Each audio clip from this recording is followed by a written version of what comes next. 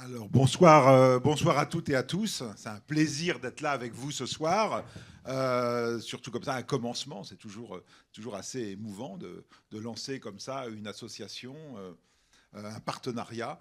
Et donc, ma première question pour Rémi, c'est, alors, on sait que tu as fait justement l'école Louis Lumière, mais est-ce que c'était une envie, à quel moment on se dit, tiens, j'aimerais bien faire la photo des films, j'aimerais bien éclairer les films, j'aimerais bien faire ça comme métier. Est-ce que c'est comme ça que ça marche?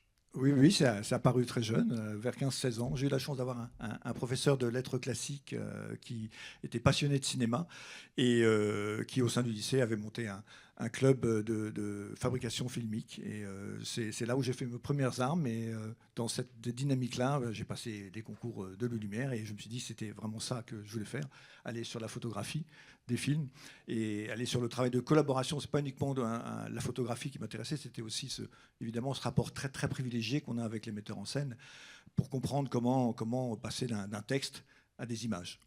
Et donc, pour faire tes classes, tu as travaillé avec deux chefs-op assez connus et remarquables.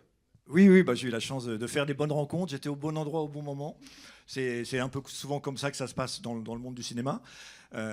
Et donc, j'ai eu la chance de rencontrer Bruno Nuiten sur le diptyque Jean de Florette et Manon des Sources. Et donc, j'ai passé un certain nombre de mois avec cette équipe-là. Et puis, juste à la fin de la fabrication de ce film, j'ai rencontré Darius Khondji, qui faisait aussi à un moment donné partie de l'équipe de Bruno. Je crois qu'ils avaient tourné Force Sagan ensemble. Et Darius commençait comme jeune chef, moi je commençais comme jeune premier assistant. Et on est parti ensemble pendant 7 ans, 8 ans. On a enchaîné film sur film, pub sur pub, court-métrage sur court-métrage, rencontré des réalisateurs danseurs. Je pense à Philippe Découfflé, un monde très très intéressant visuellement. Et donc voilà, j'ai été formé par ces deux maîtres. Et des choses très différentes, parce que avec Darius, il y a à la fois Le Trésor des îles Chiennes et Delicatessen. Vous voyez, d'un côté au sang, de l'autre Caro Jeunet, hein. Oui, alors un cinéma presque clandestin, parce que Osang, c'est quelqu'un qui est très particulier, un punk qui est poète aussi, écrivain et cinéaste, qui est pour moi un grand cinéaste assez méconnu, mais qui fait des propositions de cinéma qui me ravit, et vous allez avoir l'occasion de voir un de ses extraits. Et puis en même temps, oui, Jean-Pierre Jeunet, Marc Caro sur Delicatessen, un cinéma beaucoup plus structuré, moins improvisé, plus, je dirais, mathématique, parce que c'est vrai que c'est la façon dont travaille Jean-Pierre. Donc voilà, deux films à l'opposé avec Darius qui lui, a pu aller faire ses armes de manière assez magique, avec énormément de curiosité et de nouveauté dans la manière dont il travaillait. Et il m'a donné aussi ce goût-là, évidemment, de travail de laboratoire. L'expérimentation, c'est quelque chose qui a beaucoup compté pour moi, qui compte un tout petit peu moins maintenant parce qu'on a un terrain de jeu un poil différent avec le numérique. Mais voilà, ça a été, je dirais, mes maîtres à penser et mon éducation visuelle. Et en tout cas, cette idée de varier les styles, d'épouser des projets très différents. Oui, c'est sûr que pour moi, le cinéma, c'est avant tout un art populaire, un art de la comédie, comme un art plus intime. C'est vrai que je défends beaucoup le cinéma d'auteur. Mais ça n'est pas que ça. Et j'aime aussi bouger d'un cinéma à l'autre, aller sur des films d'auteur, sur des drames, sur des thrillers, sur des films de comédie. Yvan Attal, Ma femme est une actrice, c'est un exemple des premières comédies que j'ai pu faire et qui, pour moi, étaient comme un statement. Voilà, ces comédies, c'est pas parce qu'on est dans la comédie qu'on oublie le visuel. Et ça me semble une manière importante de défendre un genre populaire et que le public apprécie. Et alors, entre ces moments d'assistanat et le premier film en tant que chef-op, on fait des cours, des clips, des spots de pub. En fait, ça allait beaucoup plus vite que ça parce que Darius ne pouvait pas tout accepter, donc à un moment donné, moi j'avais envie de passer comme chef, et ce qu'il ne pouvait pas faire, il m'a proposé que j'aille sur ces projets-là. Et donc c'est vrai que c'était plutôt des projets de pub. J'ai commencé en 1991 comme directeur photo, et pendant 3-4 ans, du court-métrage, mais surtout beaucoup de pubs et beaucoup de clips. Un monde d'expérimentation aussi qui m'amusait beaucoup. Le clip était très très libre, hein, pas de pression due à la publicité. Et la publicité est un terrain de jeu où il y avait suffisamment d'argent pour pouvoir avoir des outils et des recherches visuelles très, très fortes. Donc, avec en même temps des contraintes et du coup inventer dans la contrainte. Oui, mais l'invention de la contrainte, je pense que c'est vraiment important parce que c'est comme ça qu'on peut rebondir sur un film. Si on partait toujours dans de très bonnes conditions, avec tous les outils qu'on veut et aucune contrainte, je pense qu'on crée de manière moins intéressante que quand la contrainte est là et qu'il faut la contourner pour assez souvent monter d'un cran par rapport à ce qu'on avait pu imaginer. L'idée qu'on a eue, enfin c'est même Rémi qui a eu l'idée, c'est d'être très concret ce soir et donc de partir d'extraits. On va parler comme ça, pas du tout en général des films ou de son expérience. On va regarder ensemble des extraits et l'extrait soigneusement choisi permet ensuite de dire voilà comment ça s'est fait, comment on a fait. Et c'est l'idée d'avoir choisi des extraits très différents pour illustrer ce que Rémi vient de dire, cet appétit d'essayer des choses différentes, d'explorer, de sans cesse questionner ce qu'on peut faire, ce qu'on a envie de faire, et toujours en accord avec le metteur en scène. Donc on va commencer avec ce qui a été ton premier film en tant que chef opérateur, qui est justement un film de Ho-Sang, qui est Docteur Chance, c'est en 1996. Donc ce que je propose, c'est qu'on regarde l'extrait, on regarde l'extrait dans le noir, parce qu'il faut savoir que ces films ont été faits pour être vus au cinéma dans le noir, pas en machin, et on ne va pas aller boire des bières et aller pisser. Non, on regarde ça, et après, on rallumera et on discutera. Et voilà. Et de même, il y a eu un travail sur les extraits pour avoir les meilleurs extraits possibles. C'est pour ça que Émeric remerciait les maisons de production. Là, malheureusement, sur Docteur Chance, et ça en dit long sur l'accès des films. On n'a eu que le DVD. Donc vous allez le voir, c'est pas la qualité qu'on aurait rêvé, mais il n'y a que ça. C'est-à-dire qu'aujourd'hui, si un cinéma veut passer Docteur Chance, il n'a qu'un DVD à passer. Ce qui est un pur scandale pour un film de 1996. On ne parle pas d'un truc muet de 1925 complètement oublié dans les cinémathèques. On a un film de 1996 et qui n'est pas restauré et qui n'est pas numérisé. C'est triste. Mais et qui a fait du festival, qui a eu des prix. Non, c'est pas n'importe quoi. Hein, voilà. Donc bon, on regarde cet extrait.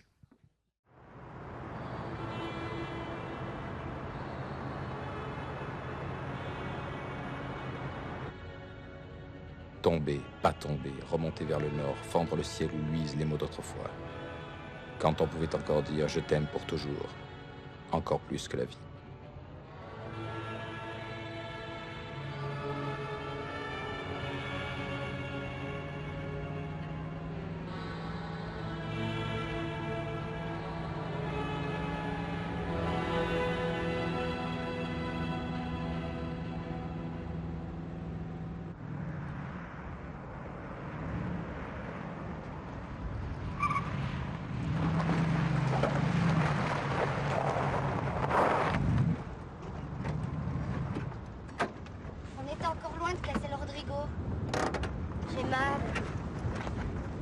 Je me suis trompé.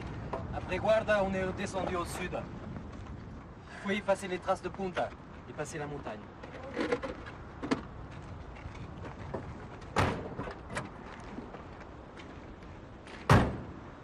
Merde! Arrête cette merde!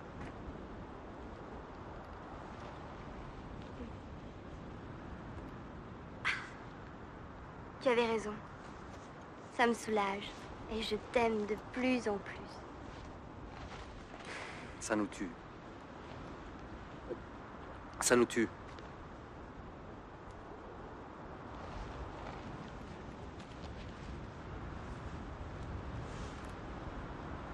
On y va? Ouais, on y go. Donc voilà, 1996, au Chili. Au Chili, à la frontière péruvienne, en fait, très au nord. C'est un film très particulier parce que il me tient particulièrement à cœur parce que c'est mon premier film. Je le considère, ça va vous faire rire, mais étonnamment comme un film testament. Parce que je pense que j'aurais jamais plus cette liberté que j'ai eue de le tourner, la manière dont on l'a tourné, les outils avec lesquels on l'a tourné. C'est-à-dire C'est-à-dire qu'à l'époque, c'était de la pellicule, et c'est un film que j'ai tourné en faisant un travail sur la pellicule très particulier. C'est-à-dire que techniquement, j'ai décidé de rendre ce film très contraste, très dur. On tournait dans des endroits très particuliers, la terre, les montagnes, un côté très tellurique, et je recherchais cette matière qui était un peu trop lisse avec la pellicule. Donc j'ai fait un développement différemment au labo pour amener du contraste, une désaturation dans certaines couleurs.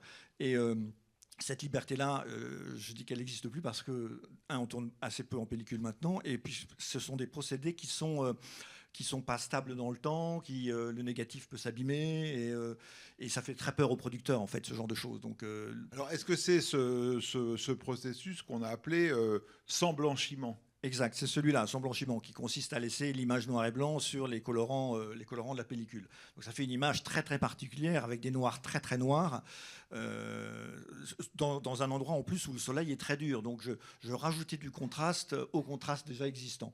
Mais c'est un film dur, c'est un road movie avec des personnages un peu à la Bonnie and Clyde qui fuient une traque envers eux. Donc c'est quelque chose qui, à notre avis, avec Jacques, le réalisateur, amener une tension. Ah oui, JF au sang, il s'appelle Jacques. Oui, François Jacques ou François Joseph. C'est toujours très compliqué avec Osang. Voilà. Moi, je l'appelle Osang, c'est beaucoup plus simple. Donc voilà, il m'a offert un terrain de jeu assez formidable.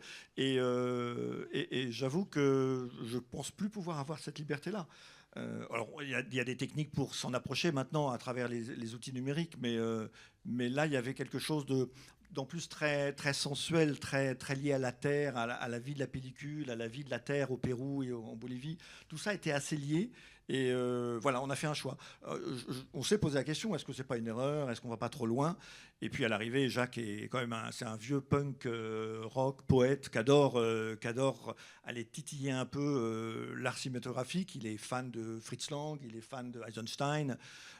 C'est son cinéma. Et alors ce qui est rigolo, c'est que c'est son premier film en couleur. Il avait fait 3 films en noir et blanc, ou 2 films en noir et blanc auparavant. Le Trésor des îles Chiennes. Le Trésor des îles Chiennes avec Darius, qu'on avait tourné au Portugal. Et là, c'est son premier film en couleur, et il était assez angoissé par ça. Il dit, mais comment on maîtrise les couleurs? Comment on se les approprie? Comment elles prennent du sens? Et elles prennent du sens avec ce travail-là. Alors, il y a évidemment un gros travail avec la déco, avec les costumes, parce que bon, ces couleurs qu'on voit là, c'est rouge, ce ciel bleu qui est descendu, le côté... La voiture, là, quand on voit la voiture qui est très brillante, oui, là, voiture rouge, et derrière la terre marron. C'est vraiment lié au développement de la pellicule. C'est vraiment un choix artistique assumé, mais qui peut nous piéger. Je ne vous cache pas que sur l'ensemble du film, il y a 3-4 très belles plantades. Hein, mais c'était déjà un truc que vous aviez fait avec Jeunet sur Delicatessen et avec Darius. Alors, c'était pas tout à fait pareil. Sur Delicatessen, c'était un tirage positif. Qu'on avait fait les positifs, et on chantait un bain, donc on ramenait un petit peu plus de ce qu'on appelait le NR à l'époque, mais c'était pas sur le négatif qu'on avait fait avec Darius. Et ce que je comprends pas, c'est pourquoi avec ce procédé-là, les copies changeaient selon les copies qu'on tirait. Stabilité déjà, la stabilité du négatif qui bougeait, le fait aussi que les copies elles sont tirées en série, donc très rapidement. Hein, la belle première copie elle est tirée de manière unique, mais ensuite les copies de série elles sont tirées très très vite. Hein, on fait avec un nouveau négatif construit, on peut en fabriquer 200 des copies, et une copie est fabriquée en quelques minutes.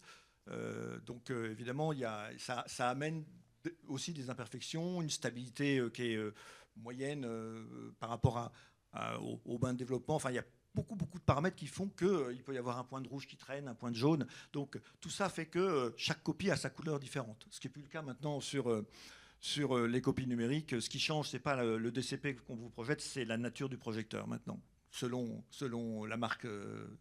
Voilà. Alors, pour un film comme ça, situé dans un pays que j'imagine tu connaissais mal, vous avez fait des repérages longtemps, parce qu'il faut, j'imagine, s'imprégner des couleurs, des atmosphères pour après pouvoir les capter. Surtout sur des décors comme cela. Le Chili, peu de films ont été tournés là-bas. C'est un décor des décors qui sont très loin, très proches des montagnes. Pas facile d'accès, donc on a fait beaucoup de temps de repérage pour comprendre les espaces. On a fait des essais là-bas, pas mal d'essais aussi. On partait avec une caméra, on faisait des bouts d'essais qu'on développait. Ça partait en Argentine parce qu'ils ne savaient pas faire ce développement au Chili. Donc il y avait aussi un décalage assez terrible avec Tous les jours, les rushs partaient, on ne pouvait pas les voir le lendemain soir. Non, ils ne partaient pas tous les jours, ils partaient tous les 3-4 jours. Et on avait, on avait des nouvelles des rushs, donc de l'image filmée en gros une semaine après. Donc pas moyen, de refaire si c'est planté. Mais Padritek, ça va avec l'esprit de Ho-Sang. Ho-Sang, il aime le geste unique. C'est un cinéaste qui découpe assez peu.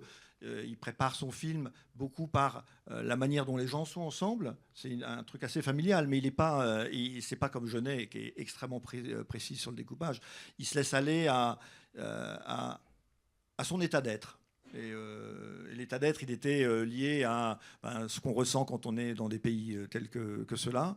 Il y avait aussi Joe Strummer qui joue dans le film, le chanteur des Clash. Donc ça a amené aussi une certaine couleur, certaines soirées aussi, certaines bouteilles de whisky. Oui. Et quand on dit fait des essais, ça veut dire qu'on essaye différentes pellicules, différentes caméras? Oui, alors la caméra, non, ça restait la même, mais sur les pellicules, oui. On a essayé pas mal de supports. On est allé finalement sur du Kodak, mais on avait essayé de la Fuji, de la CFA.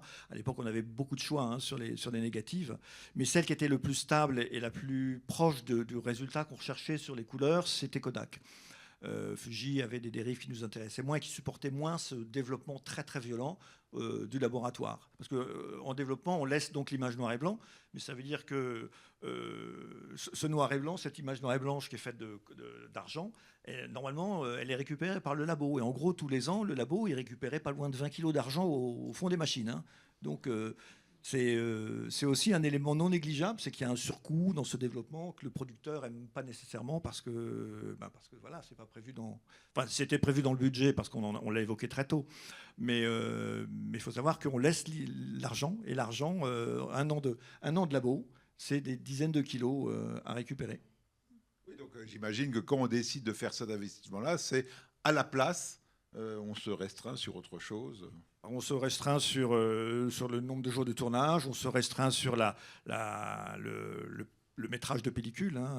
Un long métrage, à l'arrivée, c'est 3600 mètres en gros, pour 1h30. Et on tourne en général avec un film d'1h30, on tournait avec 80 000. Là, on a dû le faire avec 40 000.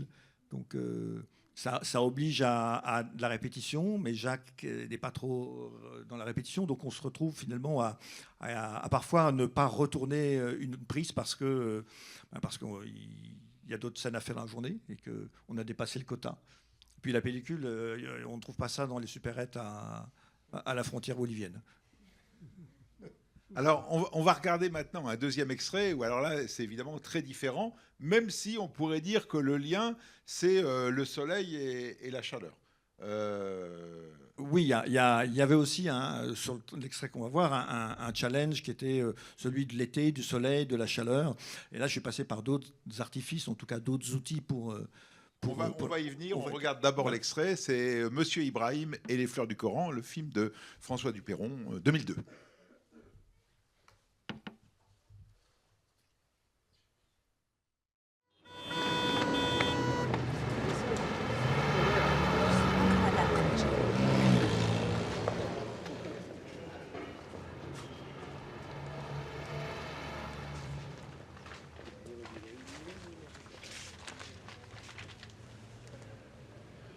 Ça vous intéresse de la monnaie?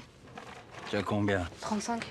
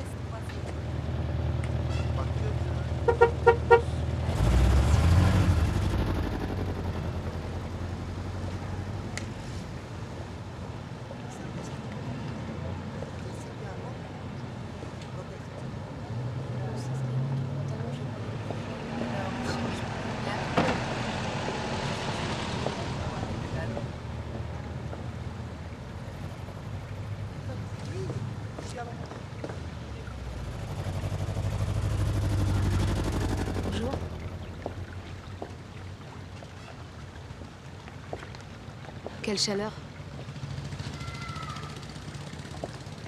Combien? T'as 16 ans, toi.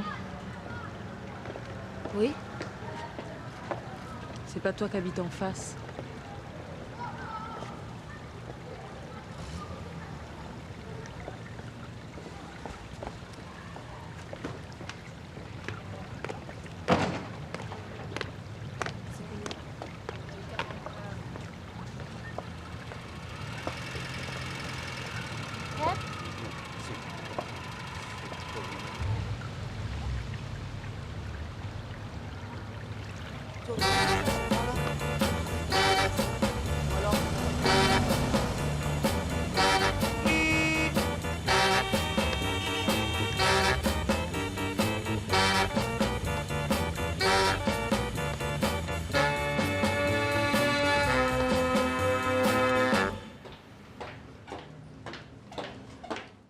Pour discuter avec nous de cet extrait, j'appelle une étudiante de l'école, j'appelle Claire.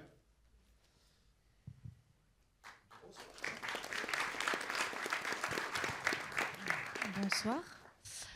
En effet, Bonsoir. l'extrait du coup qu'on vient de voir, ce qui est particulièrement intéressant, c'est que notamment il y a de l'intérieur du coup qui se déroule en studio. Mhm. Je révèle l'artifice pour ceux qui ne l'avaient pas remarqué. Ça ne se voit pas, c'est normal. Pour l'extérieur, du coup, en décor naturel, comment est-ce que ça s'est articulé, le fait de justement faire le lien entre les deux espaces? Alors c'est vrai que c'est un vrai sujet, d'autant plus que cette petite boutique dans laquelle Omar Sharif, c'est une boutique qu'on a fait en studio, mais qui donne directement dans la rue.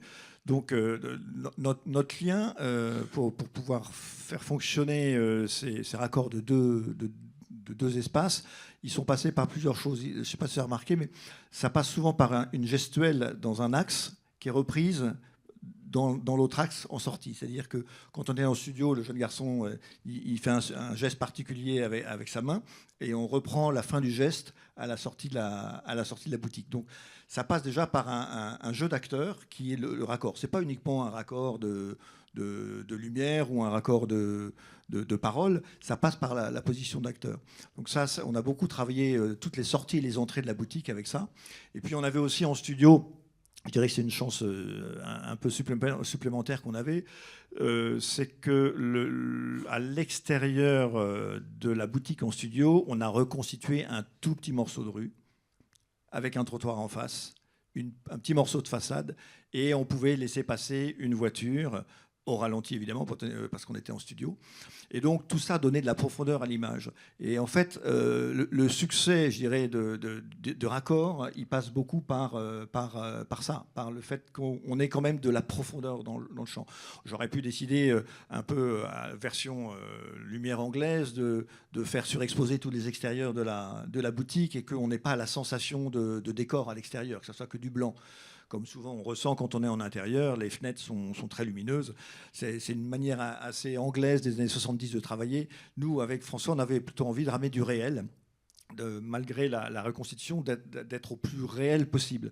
Et donc c'est passé par cet artifice-là qui est de construire, alors c'est un coût supplémentaire, mais de construire un morceau de rue qui faisait 6 mètres de long, avec un petit morceau de mur qui ne monte pas jusqu'au haut, qui était caché par des stores, fait qu'on triche. En fait, tout ce film, je l'ai choisi parce que j'aime bien l'idée de la triche au cinéma. Et on montre ce qu'on veut montrer, et puis on éclaire que ce qu'on veut éclairer. Donc moi j'appelle ça de la triche, mais on est tous des tricheurs. Hein. On triche à partir du moment où on appuie sur le bouton record avec les caméras. Donc voilà, on est passé par ça. Est-ce que du coup, en termes de tournage, vous aviez d'abord tourné les extérieurs que de toute façon vous vouliez ensoleiller, et vous avez fait en sorte de faire raccorder la lumière du coup à l'intérieur, ou vous aviez pas ce privilège-là de tourner dans un ordre? Tu me poses une question piège parce que c'est loin, donc j'essaie de me rappeler. Je ne sais plus dans quel ordre on l'a tourné. Je crois qu'on l'a tourné dans l'ordre en étant tous les extérieurs d'abord, parce que je maîtrisais un poil moins la lumière. Un jour gris, c'est un jour gris. Même si on éclaire beaucoup, ça reste dans la perspective des éléments qu'on ne peut pas éclairer. Donc on a commencé à travailler, si bonne mémoire, tous les extérieurs.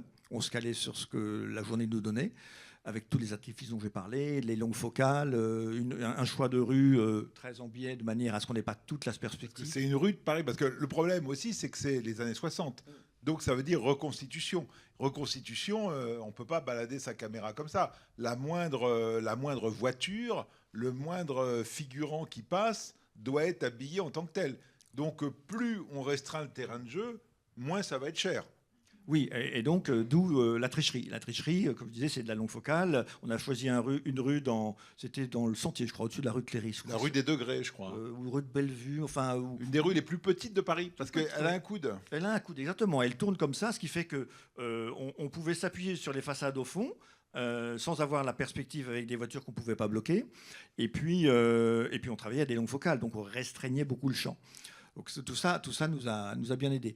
Et quand on tournait une scène de gris, le raccord à l'intérieur, je le faisais gris, puisqu'on a tourné le studio après. Et quand c'était ensoleillé, les raccords sont évidemment ensoleillés dans le studio. Le contraire m'aurait, à mon avis, piégé plusieurs fois, de décider de faire du soleil et de sortir avec un raccord qui est gris. Et encore une fois, en extérieur, lutter contre le soleil ou quand il fait gris, mettre suffisamment de puissance pour marquer un vrai contraste de soleil, parce que c'était le sujet du film, c'est la chaleur, c'est l'été, c'est les vacances, c'est ce jeune garçon qui, dans le film, est tout seul, son père est parti, il vit seul dans son appartement. Donc il y avait, je dirais, tout un contexte à recréer. Aussi bien sur les contrastes que sur les couleurs. C'est un film qui est très doré, tous les intérieurs étaient aussi... Il n'y a pas de faute de goût. Là, la chef déco a fait un travail exceptionnel. C'est Katia Bishop. Oui, Katia Wischkoff. Ouais, qui travaille beaucoup avec François Ozon. Exactement. Elle a travaillé avec Yvan Attal aussi, mais j'ai fait 3-4 films avec Katia. C'est quelqu'un sur lequel je peux vraiment me reposer. Le meilleur en France. Elle est formidable. Elle comprend la lumière. Elle a besoin d'avoir beaucoup d'informations avant le tournage, que je lui explique comment je vais éclairer. Comment ça se passe, les réunions avant le tournage? On fait des réunions vraiment avec en triangle, une fois avec la costume, une fois avec le décor. Il y a une grosse lecture sur la majeure partie des films. Il y a une grosse lecture, chef de poste, chef déco, chef costumier, chef opérateur et réalisateur. Le directeur de production peut être là, mais souvent on préfère être seul pour laisser libre cours à nos envies. Après, on est censuré, mais bon. Mais au moins, on est libre à ce moment-là. Et on fait 2-3 lectures où on définit les grandes directions de lumière, mais les grandes directions de couleurs aussi. Il y a toujours un choix de palette graphique et palette de couleurs très particulière. Là, on s'interdisait des oranges trop oranges, on s'est interdit du bleu trop bleu, mais on voulait en même temps un peu de contraste de couleurs pour pas être que dans le contraste de la lumière. Tout ça était un équilibre. Et évidemment, avec un chef déco, c'est un plaisir de pouvoir en parler, construire l'univers lumineux. Par rapport aux matières, souvent on parle de matière sourde ou de matière brillante. Avec le déco, parce que un mur très brillant ne va pas refléter la même lumière, en tout cas d'une certaine manière. Elle ne va pas refléter la même couleur. Moi, j'aime bien parler de couleurs sourdes ou de couleurs brillantes, qui donnent un ton aussi dans la manière dont la lumière peut vivre. Et ce travail de préparation, évidemment, sur le film de François, il était long, parce que tout ça se faisait sur des décors grands, des rues...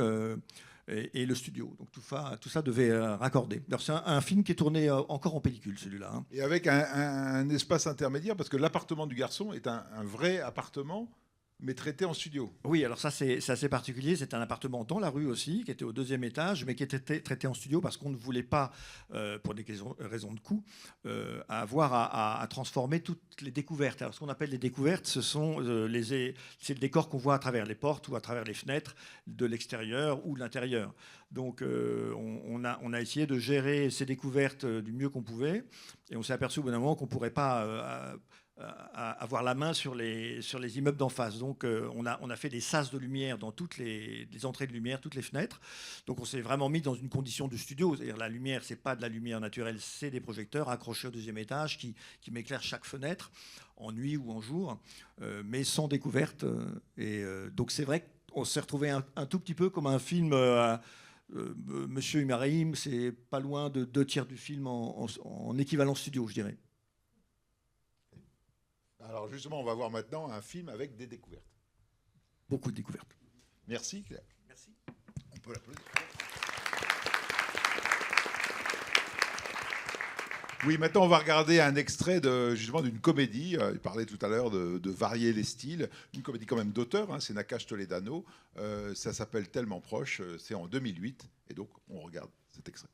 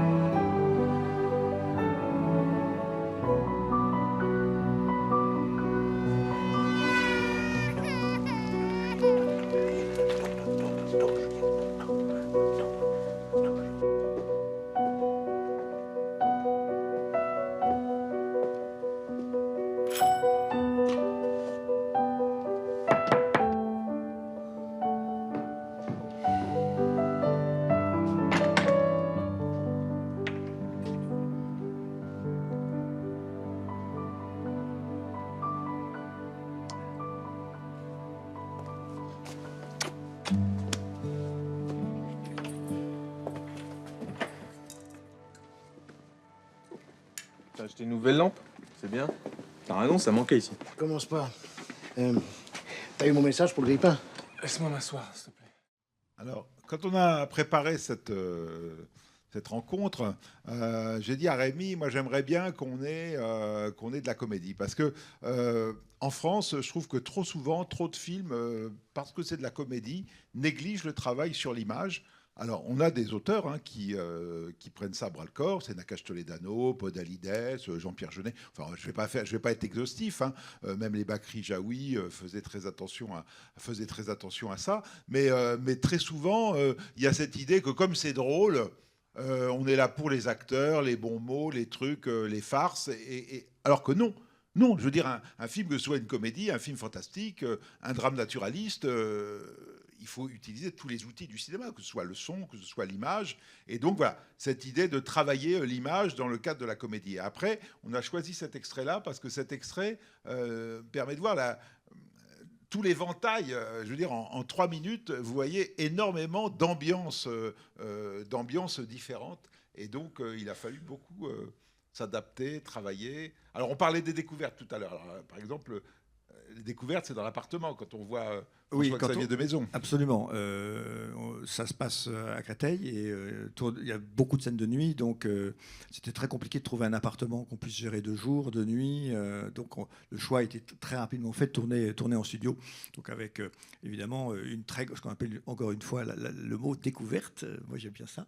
Une belle découverte de photos qui avait été faite sur le décor. À Créteil et qu'on a tendu en studio et on a pu avoir toute cette liberté de tricher, mais toute cette liberté aussi d'inventer. C'est-à-dire que quand on est en studio, on ne peut pas dire « ah, j'ai pas pu ». Le studio, c'est vraiment l'endroit où on est libre. On peut vraiment aller faire ce qu'on veut. Et c'est vrai pour ce film. C'était pour Toledano Nakash une des premières fois où ils étaient en studio, parce que Nos Jours Heureux, on était dans le décor naturel. Tellement proche, c'est une grande partie en studio. L'appartement où va Vincent Elbaz, c'est du studio. Le couloir, c'est du studio. Là où il y a l'enfant avec la découverte, c'est du studio. Et Toledano Nakash, ils avaient un petit peu cette angoisse de se retrouver en studio et de tout d'un coup que le film perde en crédibilité. Or, il s'avère, moi, je suis un fervent supporter du studio. Au studio, on est libre et on est vraiment dans le réel. C'est vraiment une question de choix de couleurs, une question de choix de mouvement de caméra, de ne pas se laisser enfermer dans le piège du studio.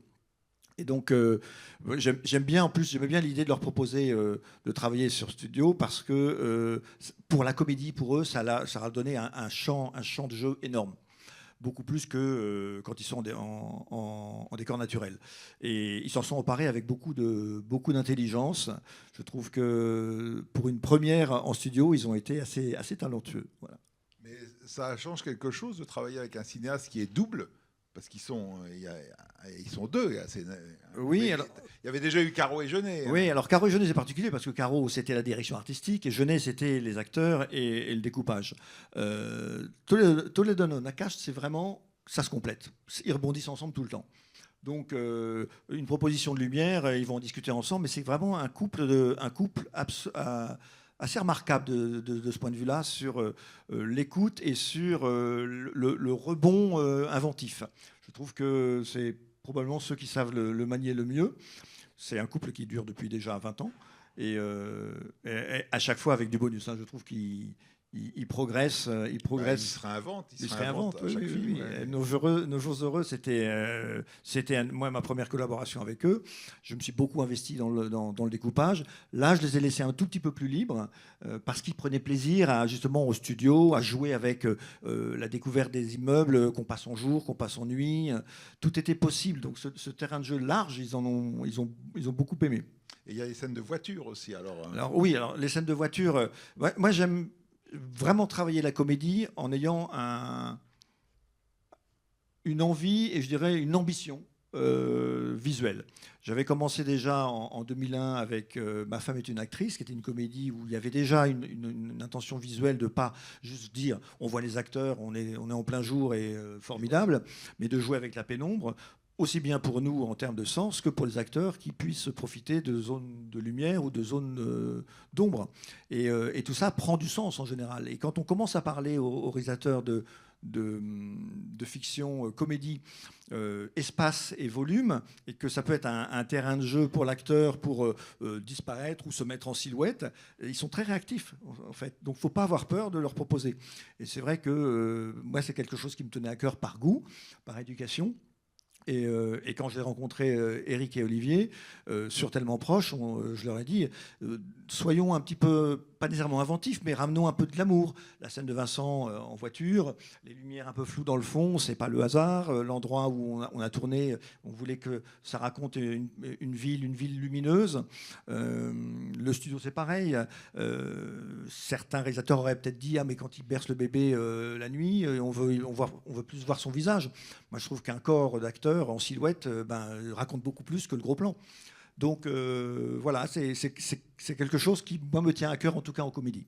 Alors, ce qui est intéressant, c'est que c'est jusqu'à la fin. À la fin, il est avec son père, il discute, mais autrement, c'est des scènes où il n'y a pas de discussion. Et c'est intéressant de voir comment l'image, le son, la musique, va en quelque sorte miroiter les états d'âme des personnages. Exactement. Et c'est vrai que ce n'est pas par hasard si j'ai choisi ce moment-là, parce que c'est de la comédie, c'est un film qui est très drôle, très vif. Et en même temps, il y a ces moments où il n'y a pas de texte. Et pourtant, ça reste de la comédie. Alors, on est plus dans la nostalgie, on est plus dans une certaine tristesse, mais dans l'humour encore, avec François Xavier. Et pour moi, c'est important de montrer qu'en comédie, l'image peut aussi raconter un état d'âme, peut raconter un sentiment d'un personnage. Mais du coup, en comédie, est-ce qu'on fait plus de répétitions avec les acteurs parce que le jeu il doit y avoir une rythmique et tout ça? Éric et Olivier, ils aiment la répétition, mais ils n'aiment pas trop tuer. Je ne vais pas dire l'improvisation, mais ils aiment bien aussi qu'il y ait une découverte de la prise. Donc il y a de la répétition plus mécanique, mais pas de jeu. Il y a très rarement des répétitions de jeu. C'est avant tout le déplacement de caméra, déplacement d'acteurs. C'est mathématique. Ouais, on va là à tel endroit, la caméra est là à un autre endroit. Tu prends la lumière en douche à ce moment-là, tu pousses la porte, tu éteins et tu passes dans le noir. On fait mécaniquement cette répétition, mais on ne la fait pas dans le timing du jeu. Et ils aiment bien découvrir ce timing du jeu. Et ensuite, prise après prise, ça évolue. Et là, on découvre à chaque prise une intention différente. Alors j'ai l'impression, quand on regarde un peu les films, alors c'est pas toi qui décides, mais tu as un crush particulier avec les scènes de nuit. un truc, non? Oui, j'aime bien parce qu'on part du noir et on révèle juste ce qu'on veut révéler. Le jour, j'ai plus de mal à le gérer parce que on voit assez souvent tout. Et comme j'aime bien ne pas tout voir, c'est plus compliqué en plein jour de cacher certaines choses qu'on ne veut pas voir, alors que la nuit, on part du noir. Ça vient de mon éducation aussi, avec les chefs avec qui j'ai travaillé. Mais pour moi, le cinéma, c'est révéler des espaces ou en cacher, ou en suggérer. Et j'aime bien l'idée que quand on travaillait en pellicule, il fallait impressionner la pellicule. C'est-à-dire qu'il fallait mettre suffisamment de lumière sur le négatif pour révéler les choses. C'est-à-dire si on ne mettait pas de lumière, c'était noir. Le numérique, c'est un peu l'inverse, hein. Il y a trop de lumière, on voit partout. Vous voyez bien avec vos téléphones que même la nuit, vous pouvez faire des photos et votre téléphone voit plus que l'œil. Donc j'aime bien cette idée de l'ombre et donc j'aime bien fabriquer de la pénombre. On le verra dans d'autres extraits, mais c'est vrai que pour moi, c'est plus... c'est plus suggestif, c'est plus mystérieux, et puis c'est aussi un challenge parce que aller titiller les très basses, comme on dit, titiller les très basses lumières, c'est aller chercher un peu ce qui est vraiment à la limite du visible, mais en même temps avec une émotion qui se dégage. Et ça, je trouve que c'est un challenge qui m'intéresse sur certains films. Alors là, on va voir un extrait avec de la nuit et surtout du studio. Là, c'est éclatement libre en studio. C'est Chambre 212 d'un cinéaste avec qui tu as beaucoup travaillé, qui est Christophe Honoré. Donc on regarde un extrait de Chambre 212.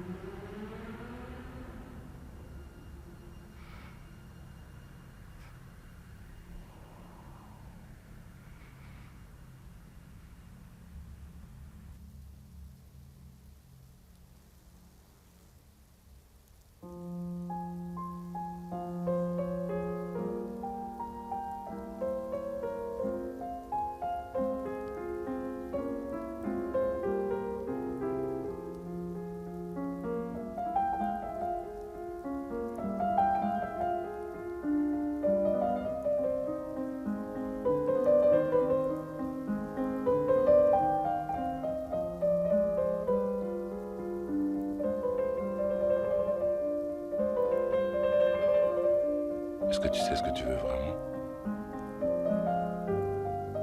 J'ai envie d'être seule. Ça veut dire sans moi? Ça veut dire seule, c'est tout.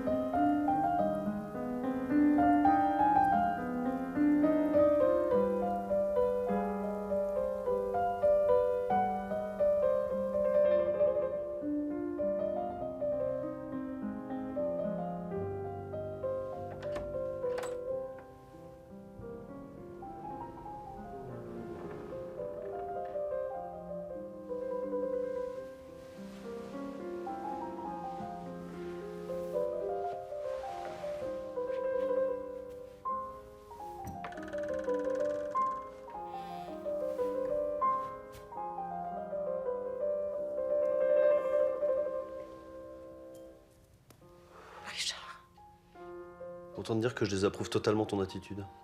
C'est dégueulasse ce que t'es en train de me faire. Mais Richard, comment tu peux être aussi jeune? Être jeune à un moment donné de sa vie est à la portée de tout le monde, tu sais. On va pas de le rester. Et pourquoi pas? Il serait bon que tu n'oublies pas que j'ai eu 25 ans et que tu m'as follement aimé quand j'avais cet âge-là. Tu es insensé. Tu peux m'expliquer ce qui se passe? C'est plutôt à toi de t'expliquer auprès de moi. À quel moment tu m'as prévenu que t'allais te comporter aussi salement une fois devenue vieille?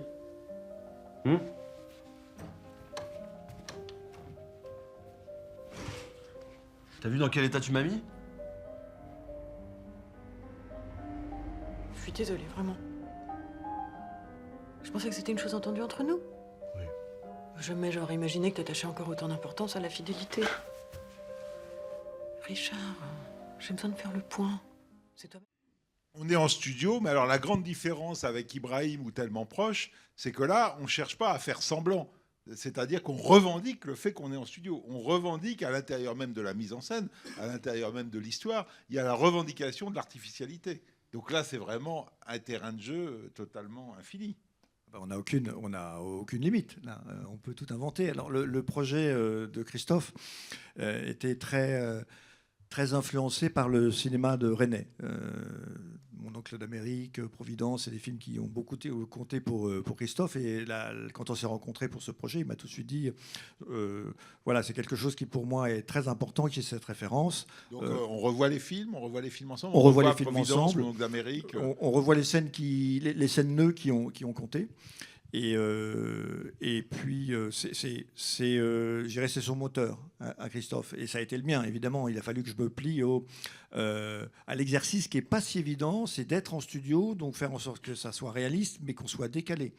Donc, ce n'est pas tenter de chercher un naturalisme à outrance, c'est de trouver à chaque fois quelque chose qui fait qu'on part dans le décalage et dans la poésie, dans la grâce. Alors bon, ça passe par des artifices, la neige, le plan de maquette là, qui est fait en direct avec les personnages qui sont dans les maquettes. Donc tout ça, il y avait un espèce d'un décalage de visuel de façon à pas être dans le réel. Mais l'exercice était complexe parce que le studio nécessite à un moment donné d'avoir des règles de travail, des règles purement techniques, hein, de décors face à face à différents étages, nécessité de faire monter une grande partie des décors déjà sur estrade, de faire les raccords qui marchaient pour les extérieurs qu'on a fait rue de l'Ambre à Paris dans le 14e. En fait, on a tourné 8 semaines en studio, 7 semaines en studio, et on a tourné 2 jours en bord de mer et une journée dans la rue, voilà, pour faire les raccords. Mais Christophe est quelqu'un qui aime jouer avec cette ambiguïté du studio.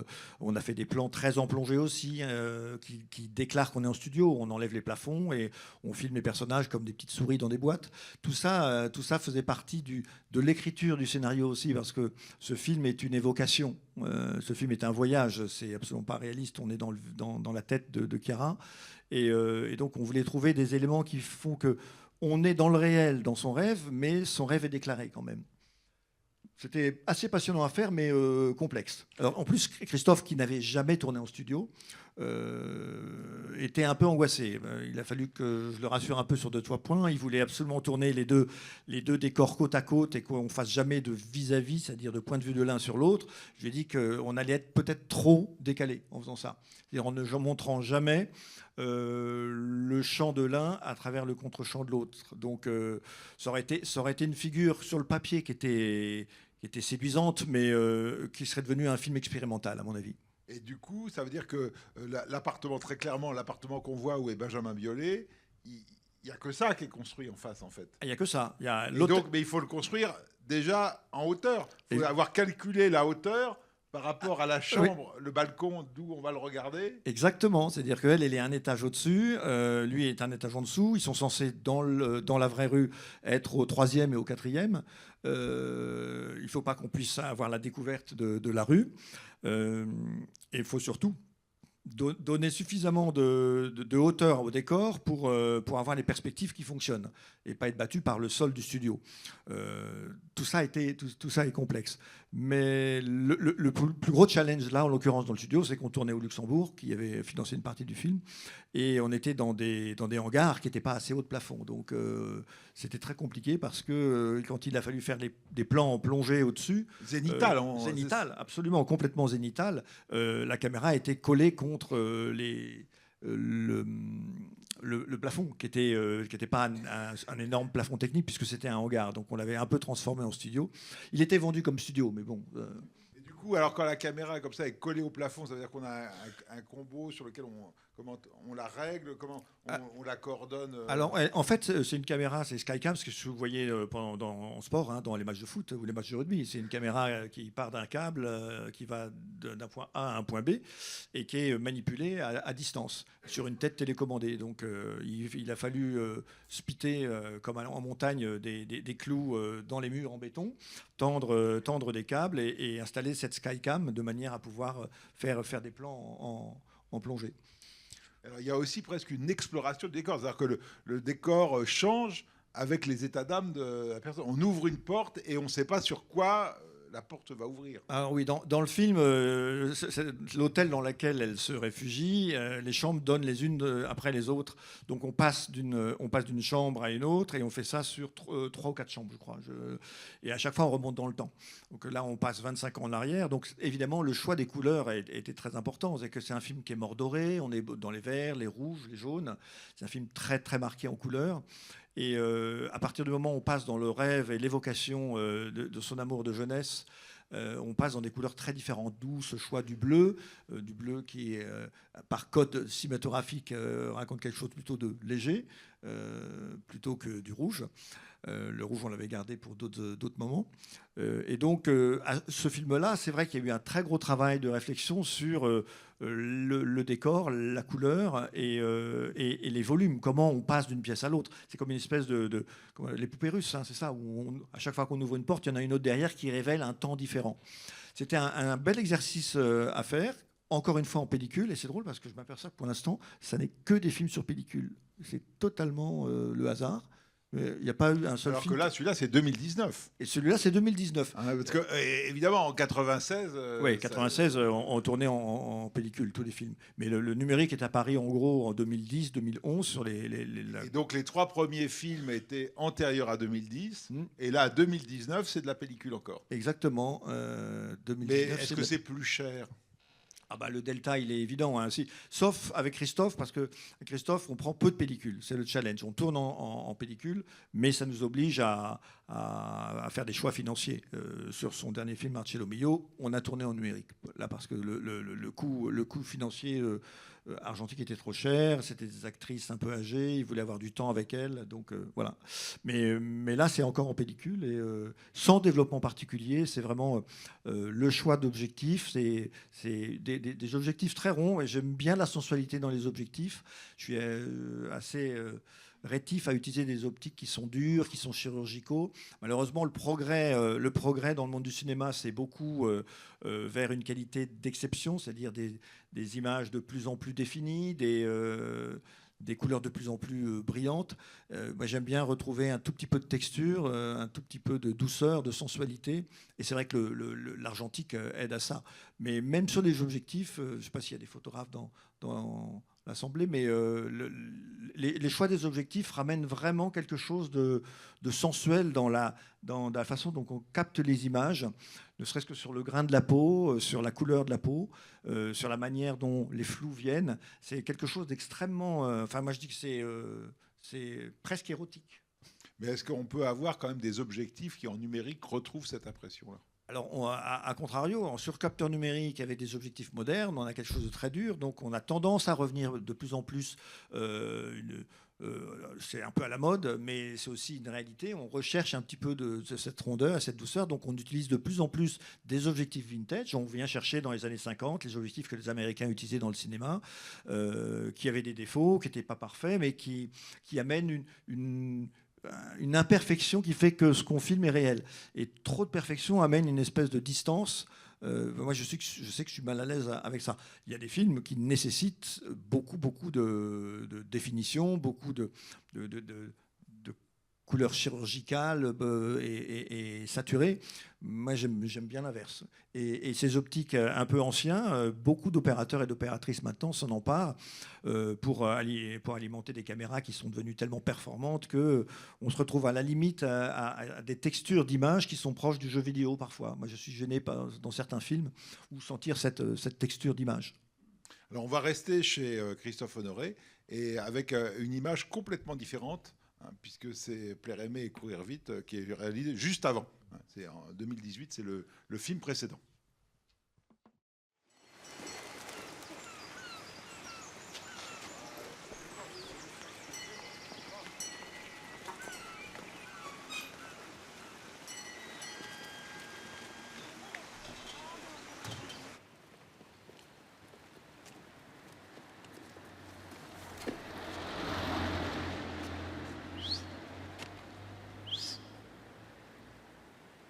C'est quoi ce jeu de piste? Je me suis dit que ça fait longtemps qu'on n'était pas venu picoler ici. Voilà, la dernière fois, on s'était fait déloger par les flics. Mais c'est relou, les gars, moi je suis en robe là. Non, mais c'est clair. Ouais, oh, grouillez-vous là. Arrêtez de vous plaindre, passez par le muret là-bas. Moi, je peux passer par là, hein, c'est Non, faisable. arrête. Ah non, arrête tes conneries. On fête l'anniversaire de qui? 2 personnes. Mais j'ai une grande nouvelle à vous annoncer. Avant, Permettez que je vous offre un petit trésor. Balance déjà ce que t'as à nous dire. Je pars vivre à Paris. Ma mère me paye un an de loyer, ma grand-mère va l'aider. J'ai un an pour réussir. Réussir à quoi? Bah, travailler, écrire, faire un film. Le petit monte à Paris faire fortune. Enfin, fortune. Mais je te l'ai dit, Arthur, hein, garde toujours un air subtilement pauvre, quelles que soient les bonnes ou les mauvaises passes. Et t'as le talent nécessaire pour ça? Non, enfin, les enfants, pas de mesquinerie. Ce sont nos derniers instants. Tu savais qu'il partait toi en fait? Et j'ai reçu le préavis de rupture de bail de monsieur il y a 3 heures. Ouais, je savais pas.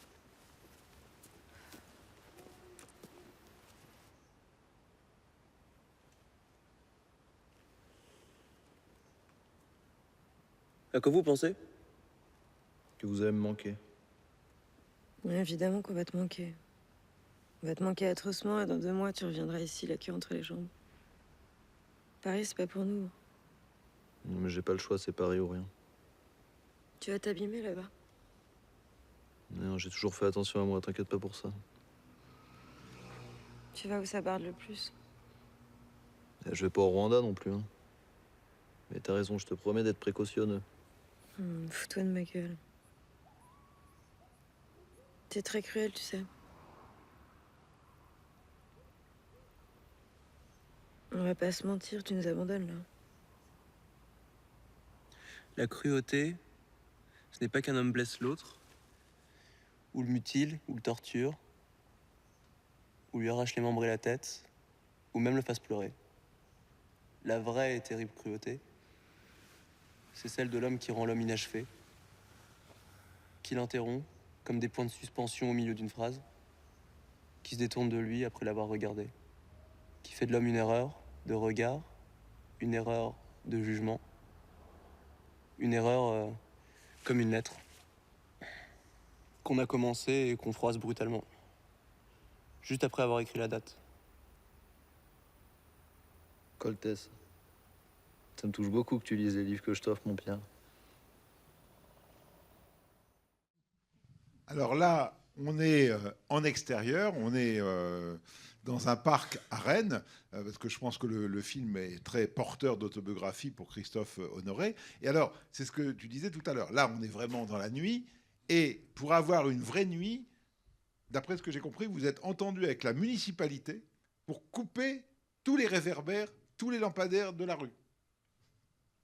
Oui, on est des méchants. Non, mais c'est pas ça, mais c'est comme ça pour partir du noir. Et du coup, avoir que l'image qu'on veut. Parce que si on accepte l'éclairage urbain, on ne le maîtrise pas. S'il est allumé, il est différentes sources, il y a du jaune, il y a du blanc, il n'est pas forcément uniforme dans la ville. Oui. Et ça crée une lumière avec laquelle il faut composer. Là, l'intérêt, c'est que c'est presque comme en studio, finalement. Exactement. Ouais, en fait, la manière dont on a tourné ce film, une partie à Rennes, une partie à Paris, toutes les nuits, comme on ne voulait pas de doré, on ne voulait pas de sodium, on ne voulait pas de couleurs qui sortent de la palette de notre film, qui est Blair Aimé Courville, qui est un film plutôt froid, plutôt dans les bleus et les cyans. Il fallait qu'on puisse maîtriser les éclairages de la ville. Et donc, et ça c'est possible, hein, on fait des demandes très en avance auprès des municipalités pour couper les projecteurs. Donc tous les endroits où on tournait, on demandait à faire couper les lumières de la ville et on rééclairait. Alors ce qui est complexe, c'est de nuit, un parc à éclairer, c'est complexe parce que c'est du verre et que le verre, quand il n'est pas éclairé, il est tout noir. Donc il a fallu mettre beaucoup de lumière pour raconter ce grand parc. En plus, ce grand parc, j'avais envie de le raconter avec une forte référence photographique qui me plaît beaucoup, qui me touche beaucoup et qui semblait juste par rapport au film, qui est un photographe qui s'appelle Bill Henson. Photographe australien. Oui, voilà, australien, et qui a fait un très beau livre qui s'appelle Lux and Nox, Lumière et Nuit. Et ça, c'est toi ou c'est Honoré, vous en parlez ensemble avant ? Alors Christophe donne des directions, mais là, en l'occurrence, j'étais plutôt libre. Donc, quand j'ai vu ce parc en repérage, je me suis dit qu'on pouvait aller dans cette direction-là et que mettre trop de lumière, allumer des lampadaires dans ce décor ne me paraissait pas très juste. J'avais envie de raconter plutôt une espèce de lune qui éclaire la ville et dans le noir. Et donc, on a utilisé évidemment des techniques un peu lourdes, une très grosse nacelle qui était à 200 mètres avec un très gros projecteur pour couvrir l'ensemble de la scène. Parce qu'en fait, on n'avait qu'une seule nuit. Et dans ce cas-là, il faut mettre en place un dispositif de lumière qui soit judicieux pour qu'on ait la lumière raccord toute la nuit et qu'on n'ait pas à changer la place des projecteurs de plan à plan. Donc, on a posé des acteurs ensuite aux endroits où on trouvait qu'il y avait une justesse, parce que j'avais aussi envie pour cette scène-là de dureté de la nuit, c'est-à-dire qu'ils sont clandestins, ils sont dans un endroit où ils ne doivent pas être vus, donc éviter qu'on voit trop, et en même temps de la douceur. Et je ne sais pas si vous avez remarqué, tous les plans sur la jeune fille, il y a beaucoup de douceur, beaucoup de rondeur. J'y tenais beaucoup à ce qu'il y ait de la sensualité qui se dégage des personnages. Et donc voilà, une couleur très marquée et une référence marquée dans le sens où je me suis vraiment collé à ces photos que j'aimais beaucoup. Christophe a aimé beaucoup aussi ce choix-là. Hein. Et on a travaillé un petit peu en avançant plan par plan, je dirais, pas loin de l'improvisation. Les personnages bougeaient, ils se mettaient dans un endroit de lumière, on captait ce moment-là. Alors, c'est pas du tout en mouvement, mais les acteurs avaient le choix, un peu comme dans une pièce de théâtre où ils ont toute une scène dans laquelle ils peuvent se bouger. Et Christophe étant un homme aussi de théâtre et qui aime beaucoup ces espaces scéniques marqués, il y avait la scène, c'était le parc. Et moi, je bougeais la caméra d'acteur en acteur. Les acteurs choisissaient un endroit où ils se sentaient bien. En général, et ça, c'est beaucoup de chance, ces acteurs-là, très jeunes, avaient une vraie notion de la lumière. Donc, ils savaient où est-ce qu'ils étaient dans l'ombre et où est-ce qu'ils prenaient le soleil, enfin la lune, pardon. Et c'était tellement agréable. Vous ne pouvez pas imaginer comme ressentir comment un acteur sait où se trouve la lumière, où est-ce qu'il se pose, où est-ce qu'il se met dans le noir. Ça devient rare. Aussi parce que les scènes sont souvent trop éclairées, mais je trouve ça assez merveilleux de sentir qu'un acteur joue avec. Il ne joue pas uniquement avec le texte, bien que le texte était présent là, il était très écrit, mais les emplacements des acteurs étaient libres. Et la scène, elle finit dans un moment où ils dansent sur une espèce de rock endiablé, très très libre. Et je ne vous cache pas que j'ai pris énormément de plaisir à tourner cette scène, que j'aurais bien voulu tourner plus de jours. Mais bon. Alors, on est obligé d'enchaîner vite, parce que je voulais qu'on voit ce dernier extrait qui, lui, est en anamorphique, c'est-à-dire en écran large. C'est Mon chien stupide d'Yves Attal.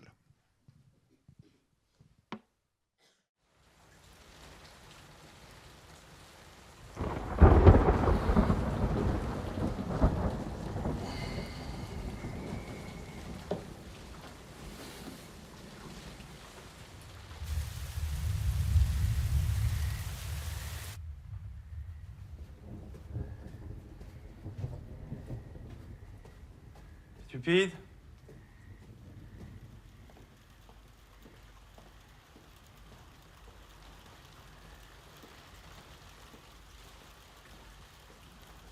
Stupide.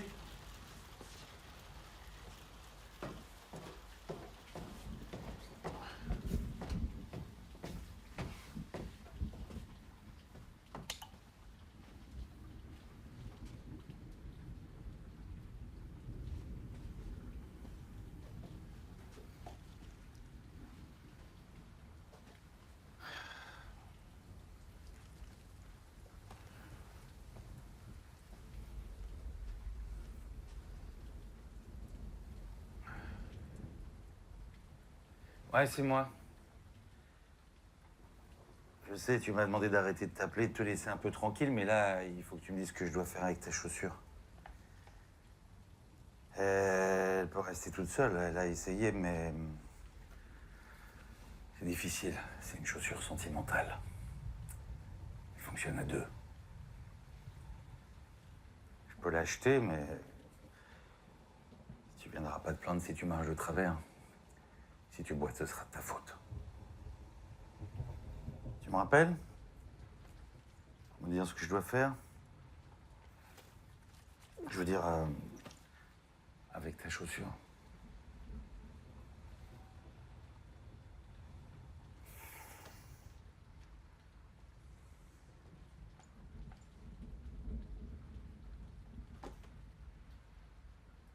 Stupide!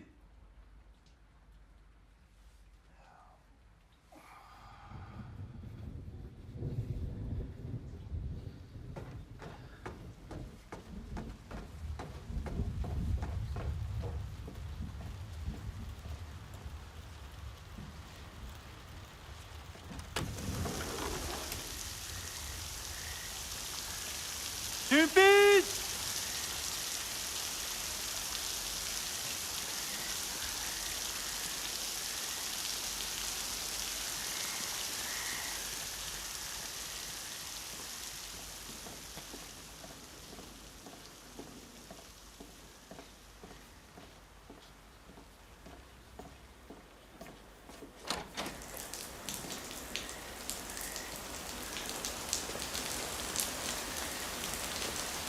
Stupide!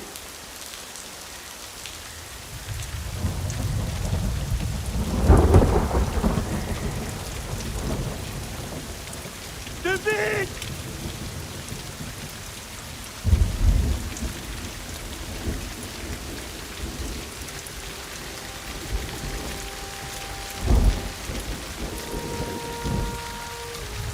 Stupide!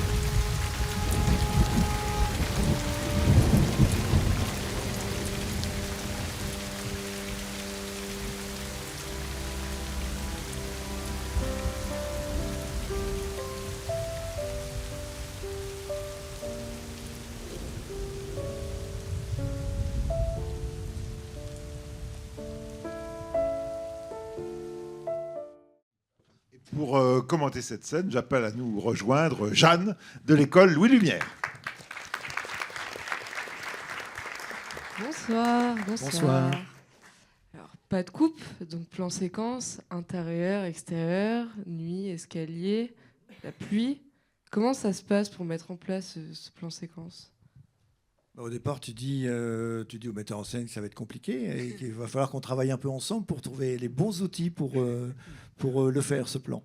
Non, il y avait beaucoup de challenges. Et bon, j'ai choisi ça pour plusieurs raisons. La première, c'est que j'aime bien parler aussi du scope, de ce format large, qui est un format que j'aime bien. J'aime bien aussi le pervertir un petit peu. On l'a vu dans une partie de ce plan séquence où on peut aussi filmer carré.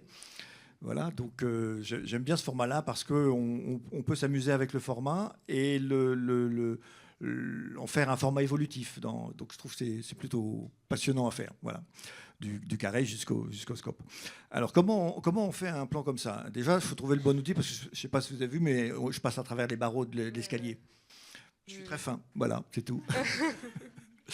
Et puis il y a la pluie, et il y a la pluie sur 360 degrés, parce qu'on voit la maison d'un côté, à son bureau, et qu'on voit aussi la fin de l'autre côté, où il y a la pluie qui tombe aussi. Et la pluie, la nuit, le challenge, c'est de l'éclairer. Donc il y avait beaucoup de challenges. Le challenge du plan séquence, le challenge évidemment du jeu pour Yvan, le challenge de la pluie, le challenge d'éclairer la pluie, de faire une jolie pluie, de tenir le plan la nuit. Et donc il y avait beaucoup de choses, mais alors, Yvan est un monsieur qui adore la technique, il adore les challenges, il aime bien inventer, donc ça a été un joli terrain de jeu, et on s'est dit qu'on allait trouver une solution, parce que c'était pas possible qu'on ne puisse pas le faire, ce plan-là. Et donc ça a été compliqué aussi pour faire la pluie, parce que la pluie, il faut mettre des nacelles, il faut avoir des pompiers avec 100 000 litres d'eau. Bon, c'est pas très écolo, c'était il y a 8 ans. Voilà, on va dire que je ferai peut-être moins ça maintenant. 2 nacelles pour la pluie, c'est ça ? Alors non, il n'y en a qu'une là, en l'occurrence. Il y en a qu'une parce qu'on ne pouvait pas mettre la deuxième parce que le terrain était en pente. Donc il fallait qu'une seule nacelle. Et normalement, la pluie, en nuit, ça s'éclaire avec des projecteurs plus haut que la nacelle qui fait la pluie. Et je n'avais pas de nacelle pour faire les projecteurs. Donc ça a été un vrai challenge pour poser les projecteurs à des endroits, on les devine, hein, pour ceux qui sont habitués, on les voit. Hein. Mais qu'importe, à un moment donné, la scène était plus importante, la tension du plan séquence. Et Yvan y tenait parce que c'est vrai qu'un plan séquence, c'est une vraie tension. Je ne sais pas si vous avez eu l'occasion de voir récemment la mini-série Adolescence. Alors on aime ou on n'aime pas, mais il y a des performances de plan séquence au service du jeu que je trouve assez formidables. Donc comment on a fait ? Voilà, des projecteurs sur pied, cachés aux bons endroits, de manière à ce qu'à un moment donné, je ne les vois pas pendant tout le plan. La pluie, donc, on voit un tout petit peu qu'elle est de travers de temps en temps, qu'elle n'est pas parfaitement maîtrisée, mais ça, c'est pas très grave. Et quel outil pour passer à travers voilà. Eh bien, il n'y a pas beaucoup de caméras pour ça. Et donc, à un moment donné, en plus, on monte, je ne sais pas si vous avez vu, mais à la fin du plan, on le suit et puis on commence à monter et on se retrouve au-dessus de lui. Donc, il fallait bien qu'on s'envole. Alors, comment on s'envole? Soit avec un drone, mais le drone à l'intérieur, ce n'était pas possible. Et donc, je me suis envolé en étant, moi, à un moment donné, je monte sur une grue. Et on met un contrepoids et la grue commence à monter. Donc, il y a un petit moment où j'arrive sur la grue avec la caméra. Je m'assois, on met des contrepoids et là, ça part et je monte. Donc ça, les outils, c'est une caméra et une grue. Par contre, quelle caméra? Alors la caméra, j'ai un peu triché. J'ai tourné tout le film en anamorphique, donc avec des objectifs qui compressent les images et qui décompressent ensuite. Mais là, j'ai tourné ce plan-là en sphérique. Donc voilà, donc avec une caméra beaucoup plus petite qui compresse pas l'image et surtout une caméra extrêmement compacitée. Qui est à peu près grosse comme ma main. En fait, c'est ce qu'on appelle la nacelle, c'est-à-dire c'est le support d'un drone. Un tout petit drone. J'ai enlevé comment on appelle ça, pas les ailes, mais les hélices, pardon. J'ai enlevé les hélices, j'ai gardé juste la nacelle, c'est-à-dire ce qui supporte l'appareil photo, qui est un appareil photo qui filme aussi. Donc c'est un appareil photo qui s'appelle un DJI Inspire. C'est un drone que le grand public connaît, mais en format Super 35. Et donc j'ai tenu la caméra. Donc la première partie pour arriver jusqu'à l'escalier, c'est mon chef machiniste qui le tient. Ensuite, il la passe à travers l'escalier. Moi, j'étais dans l'escalier, je l'attends. Et puis je continue. Et je fais tout le plan en redescendant les escaliers. Puis je sors dehors avec Yvan. Et à un moment donné, je monte sur la grue. Donc voilà, ça a été tourné avec ce qu'on appelle la nacelle d'un drone. Alors, la nacelle, on enlève vraiment les supports qui font que le drone vole. Et voilà, ça passait à 2 cm près entre deux barreaux. Ouais, c'est ça. Est-ce que tu as eu besoin de restabiliser les images après ou pas du coup? Pas du tout, parce qu'en fait, la nacelle, elle est auto-stabilisée. Donc, comme un Steadicam, en fait. Comme un Steadicam. Ce qui était très compliqué, et j'ai pas mal transpiré, malgré la pluie, c'est que je ne voyais pas ce que je filmais. Voilà, ça, c'était compliqué. J'avais pas de retour vidéo. Donc là, ça a été un challenge. Donc là, on a beaucoup répété, là. 34 prises. Ah oui. 34 prises. Là, on est content de ne pas être en argentique. Tu veux savoir laquelle est montée? Ouais. La une. Trop bien. Et là, on peut regarder tout de suite. Est-ce que quand on fait 34 prises comme ça en numérique, on va voir au combo chaque... Alors, c'est enregistré sur la carte, donc on va voir au combo, et à chaque fois, on dit, bon, ben, ça, c'est raté, ça, c'est bien. La première, il y avait une telle tension, une telle envie de bien faire que elle est bonne. Et les autres, ça a été la catastrophe, jusqu'à ce qu'à la 34e, ils vont dire, c'est pas possible qu'on n'arrive pas à le faire. En plus, lui, c'est que 34 fois changement de chemise, parce qu'il est trempé. Donc, ça a été une nuit de tournage. C'est-à-dire une répétition plein jour. La première prise a tombé de la nuit, et ça, on a fait 3-4 heures de prise de vue. Mais ce qui est drôle, c'est que c'est la une qui est montée. Voilà. C'est assez souvent ça, en fait. Alors, il y a une installation qui s'est faite là, sur ce moment. C'est-à-dire qu'il y a des micros qui vont circuler parce que maintenant, il est temps d'avoir cet échange. On n'a qu'un quart d'heure avec la salle, donc... on attend vos questions. Alors n'hésitez pas, si vous avez des questions sur les extraits que vous avez vus, ou sinon sur d'autres choses. Je n'ai pas été très, très précis sur les points techniques. Mais... Merci Jeanne. C'est sujet libre.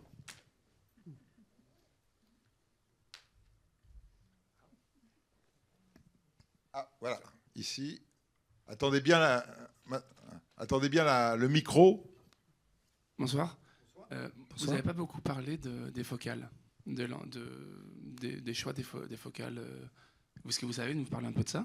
Oui, sur les extraits du manière pas générale. Forcément, de manière générale. Avec, de manière générale. Moi, par goût, j'aime beaucoup des focales assez classiques, 32, 40, 50. Les objectifs, ils vont en gros, en format Super 35, ils vont du 18 au 200, en gros, en fiction, je dirais. Après, c'est ponctuel sur des optiques particuliers. J'aime bien des focales comme le 32 et le 40 parce qu'il y a une proximité avec l'acteur. Et j'aime pas trop la distance quand on est trop loin, parce que j'entends moins le texte. Donc je travaille toujours avec le texte dans les oreilles. Au cadre, j'ai toujours un écouteur, mais j'aime pas être trop loin d'eux parce que j'entends moins le texte. Et surtout, je les vois moins bouger, je vois moins le corps de l'acteur jouer. Et je suis plutôt quelqu'un qui aime beaucoup les plans larges. Quand je dis les plans larges, c'est les plans en pied. Et les plans en pied, je les trouve jolis dans ces focales-là, au 32 ou au 40. Le 18, pourquoi pas, mais de manière plus ponctuelle. Et j'aime bien aussi ces focales-là parce que j'aime voir les acteurs en pied, j'aime voir leur corps bouger dans l'espace. Et j'ai un tout petit peu de mal actuellement avec le cinéma qui me propose des films où on va être que en gros plan. Alors vous allez me dire, mais il y avait pas mal de gros plans là. Oui, mais d'une manière générale, je trouve que c'est dommage de ne pas profiter, de profiter du gros plan, soit du texte, soit, mais du corps de l'acteur. Et les focales qui le mettent le plus en valeur, c'est souvent pour moi le 32 ou le 40, parce qu'un déplacement d'un comédien dans l'espace, ça signifie beaucoup de choses, même sans texte. Et on l'oublie un tout petit peu. Et je suis un peu malheureux quand il y a des... quand je vais au cinéma et je vois des films qui sont beaucoup en gros plan, parce que pour moi, c'est un peu la négation de la mise en scène et surtout la négation du jeu de l'acteur par le corps. Et que ça passe de plus en plus par le texte, ce que je trouve un peu dommage. Et on le ressent à la lecture de scénarios. Je trouve que de plus en plus, les scénarios sont une continuité dialoguée. En gros, on sait qui est là, les personnages, et on sait ce qu'ils disent. Mais on ne décrit pas la pièce, on n'a pas d'informations là-dessus. Et donc on s'arrête au texte. Et je trouve que c'est un poil dommage parce que ça amène certains cinéastes, en tout cas, à aller chercher le texte à travers le gros plan et pas nécessairement le corps du personnage qui se déplace dans l'espace. Donc, pour répondre à votre question, oui, les focales plutôt courtes me plaisent. Mais rien ne m'empêche d'utiliser des focales longues si elles prennent du sens. Mais une focale longue, je pense à Ciao Pantin, Bruno Newton dans Ciao Pantin, il utilise des focales longues pour raconter un personnage seul dans la ville, Coluche, et c'est magnifique, mais c'est pas des gros plans, c'est des plans larges à longue focale, c'est-à-dire qu'il donne une forme à la ville vraiment magnifique.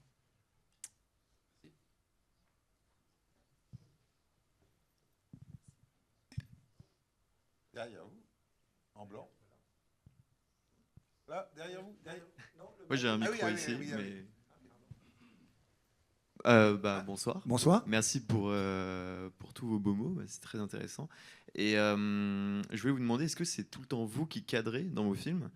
Et qu'est-ce que vous pensez de cette idée de le chef-op doit cadrer? Enfin, moi, j'ai entendu que c'était dans l'école française, c'était très commun que le chef-op cadre. Là où c'était beaucoup moins vrai en fait dans l'école américaine ou anglaise. C'est vrai que l'école anglo-saxonne ou américaine, il y a toujours un cadreur. Mais c'est intimement lié à la législation, les syndicats et je dirais culturellement la façon dont les films se faisaient aux États-Unis ou en Angleterre. En France, l'arrivée de la nouvelle vague a amené quand même une liberté. On s'affranchit des grosses caméras. Fini les grosses caméras qui font 60 kilos. On prend le Caméflex dans les années 60, inventé en France. C'est très léger, c'est très libre. Et ça permet d'avoir entre le réalisateur et l'opérateur une espèce d'intimité où il n'y a plus ce gros outil un peu mystérieux que n'approche personne sauf le cadreur. Alors c'est vrai que la tradition française, elle a perduré. J'ai toujours travaillé avec des opérateurs qui cadraient. J'ai jamais eu Bruno Newton cadré. Darius, il cadre toujours. Maintenant qu'il est dans un monde plus anglo-saxon, je pense qu'il a majoritairement des cadreurs sur ses films depuis, à mon avis, depuis Seven, il cadre plus. Ou alors pour le plaisir de temps en temps, mais je lui pose la question, on va dire. On peut pas faire pour le plaisir. Zavicius me disait sur The Artist, 2 ou 3 fois, il prend la caméra et les autres lui ont dit attention.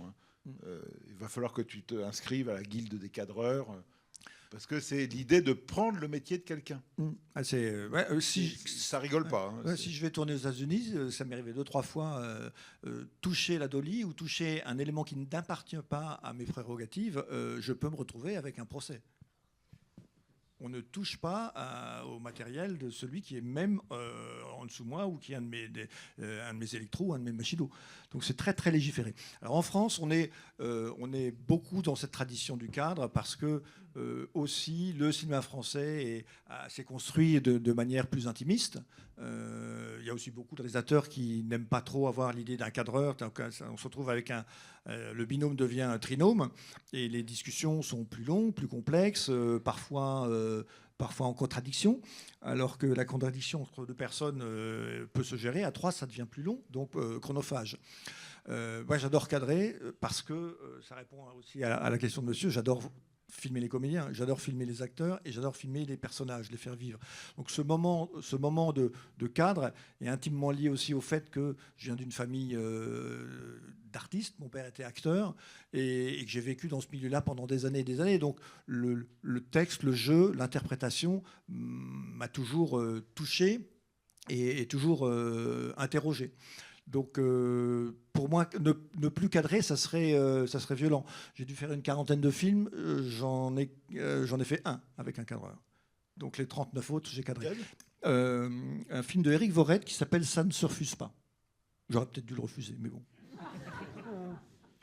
Mais voilà, donc en tout cas, le plaisir du cadre, le plaisir de la discussion intime avec le metteur en scène, qui est quand même un moment, je crois que ce moment d'intimité avec le metteur en scène, que ce soit en préparation, en tournage ou en post-production, pour moi est fondamental. Je ne peux pas faire un film, le préparer en 15 jours, je ne peux pas le tourner en 3 semaines.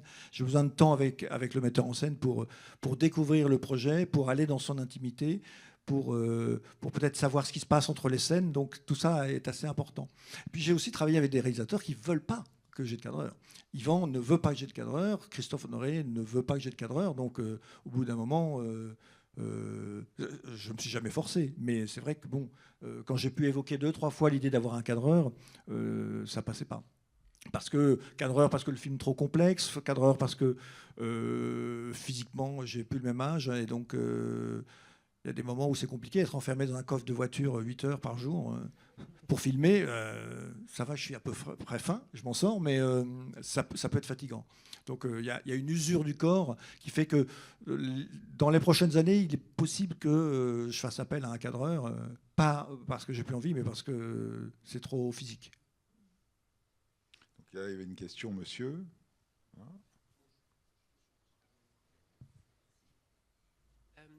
Il y a une semaine, j'ai vu un film au cinéma, La Nouvelle Vague, qui est en noir et blanc, et ça m'a fait penser à une question.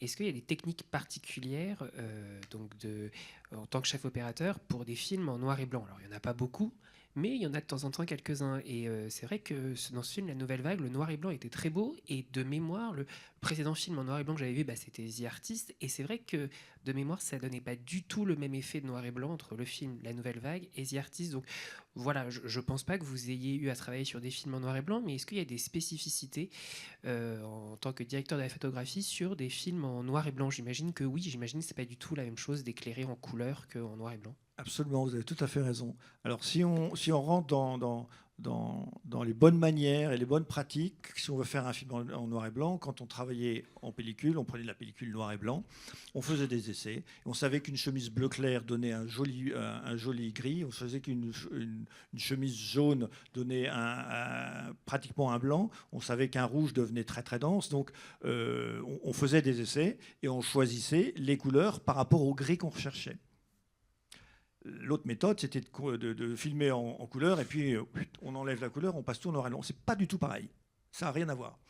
Ce qui est drôle, c'est de savoir que quand on tournait des films en noir et blanc avec de la pellicule et qu'on faisait ce genre d'essai pour savoir quelle valeur de gris allait être à partir d'un rouge ou d'un jaune, ça faisait quand même des sacrés mélanges de couleurs qui devaient être assez rigolos. Alors ça m'est arrivé une fois sur un court-métrage et c'était assez surréaliste de voir les associations de couleurs, mais qui donnait en fait des valeurs de gris tout à fait passionnantes à l'image. Mais à la vue, au moment où on tournait, c'était affreux. Vraiment affreux. Mais parce que ces associations de rendu de gris pour des rouges, du bleu, du jaune, du vert, étaient très particulières. Maintenant, je ne sais pas s'il y a beaucoup de films qui se tournent en pellicule noir et blanc. Je ne sais pas comment Nouvelle Vague s'est tournée. Je crois que ça s'est tourné en numérique. Alors c'est du numérique. Je crois que ça s'est tourné en numérique, mais on peut tourner en numérique avec une caméra noir et blanc numérique. Ça existe. Il y en a il y a des fabricants qui ont fait ces objets-là. Et puis il y a les numériques couleurs et on passe en noir et du blanc. numérique couleur. Par exemple, L'étranger, qui sort demain, le film de François Ozon, c'est du numérique couleur, mais qui est traité en noir et blanc. Mais qui est très bien traité parce que des valeurs de gris et des hautes lumières et des noirs très très beaux, ce qui est difficile à avoir. Une dernière question. J'ai l'air de, comme ça, être sévère, mais il y a un timing. Bonsoir, merci. Bonsoir. Est-ce qu'il y a un film dont vous auriez rêvé être le chef opérateur? Ah, la question piège. Un film dont... Oui. Lequel? On me demande s'il y en a un, je dis oui, oui. Et lequel? Lequel? Paris, Texas. Oui, évidemment, parce que c'est Robbie Muller, très très grand chef opérateur, parce que c'est Wim Wenders, qui fait partie pour moi des très grands cinéastes, parce que c'est un moment d'émotion assez exceptionnel, ce film. J'ai eu la chance de présider le jury Chef Op en Lumière à Chalon-sur-Saône au mois de mars dernier. Et à ce titre-là, j'avais le droit de faire une carte blanche sur 2 films. J'ai choisi Paris, Texas en couleur. Et j'ai choisi un film de David Lynch, qui pour moi aussi est un très grand cinéaste. Et c'est son premier film qui s'appelle Eraserhead, plus connu sous le nom de Labyrinth Man. Après qu'il ait fait Elephant Man, il a... Je crois que maintenant on est revenu à Eraserhead. Oui, mais on est revenu à Eraserhead parce qu'en plus c'est vraiment le titre original. Et un film en noir et blanc que j'ai vu quand j'avais 14-15 ans. Et c'est ce film qui m'a ouvert les yeux. Tiens, avec une image, on peut donner un sentiment particulier. L'écriture visuelle m'a été révélée sur Eraserhead. Film fait dans un grenier. Film d'études, je crois aussi, non? Un film d'études, fait sur 5 ans. Oui, c'est ça. C'est sur 5 ans, mais avec l'idée du studio, le grenier comme studio. Et ce qui est incroyable, c'est que David Lynch est dans Eraserhead. Tout est là déjà. Je vous encourage à le voir si vous n'avez pas eu l'occasion. C'est un film. Alors c'est très particulier, hein, c'est un peu cauchemardesque, mais toutes les bases de Lynch, les tentures, les matières, les personnages, c'est assez remarquable qu'aussi jeune, il ait déjà mis en place toute son écriture. Voilà, donc Eraserhead, j'aurais aussi aimé le faire. Bon. Voilà, on va remercier Rémi Chevrin